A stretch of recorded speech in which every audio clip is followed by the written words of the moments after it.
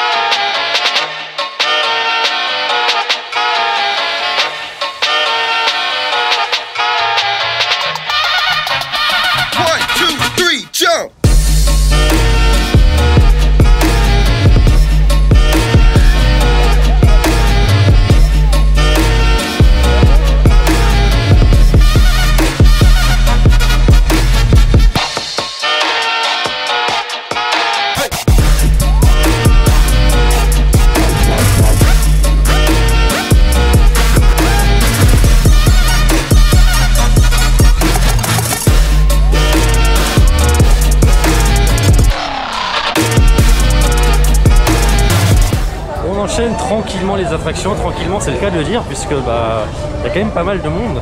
Alors au niveau des allées c'est pas surchargé comme j'ai pu le connaître par le passé, mais voilà, au niveau des temps d'attente on voit quand même que le parc est bien rempli malgré tout. Alors c'est une bonne nouvelle pour le parc évidemment, ça l'est un petit peu moins pour nous et notre visite, mais on essaye de profiter quand même et on va en tout cas sélectionner des attractions puisque ça va être compliqué je pense de tout faire. Là on vient d'aller manger donc on va sûrement se diriger vers des attractions plus calmes, notamment Attention Menhir qui est un cinéma 4D que j'adore vraiment et que j'ai très envie de refaire. Puis ensuite il y aura évidemment Osiris, Tonnerre de Zeus, on essaiera de faire tout ça si on arrive à bien gérer la journée. En tout cas, on continue la visite.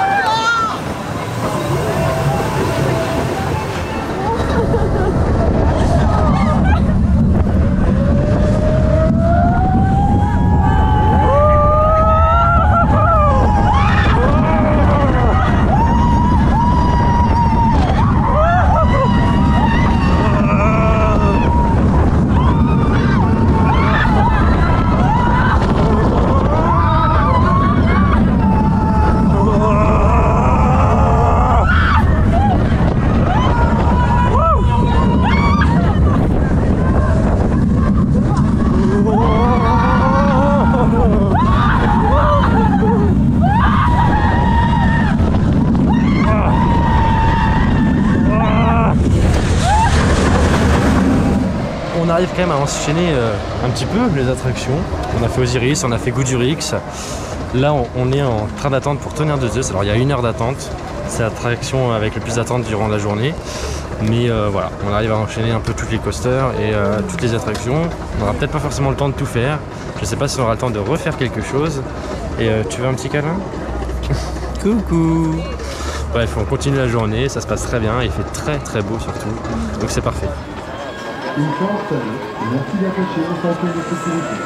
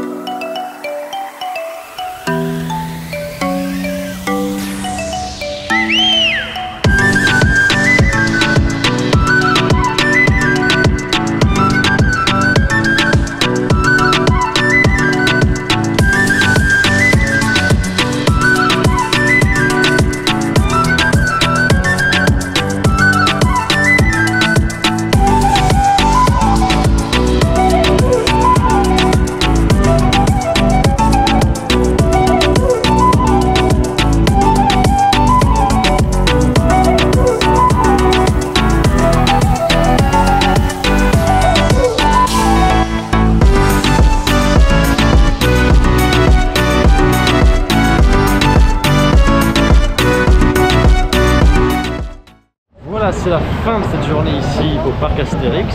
Je parlais tout à l'heure de la fréquentation qui était quand même assez élevée. Alors certes, il y a quand même pas mal de monde, mais pour autant, ça reste une journée qui a été assez agréable au niveau de la fréquentation. Je vais donner un exemple tout simple. Tonnerre de Zeus était affiché à 65 minutes d'attente, finalement on n'en a fait que 40.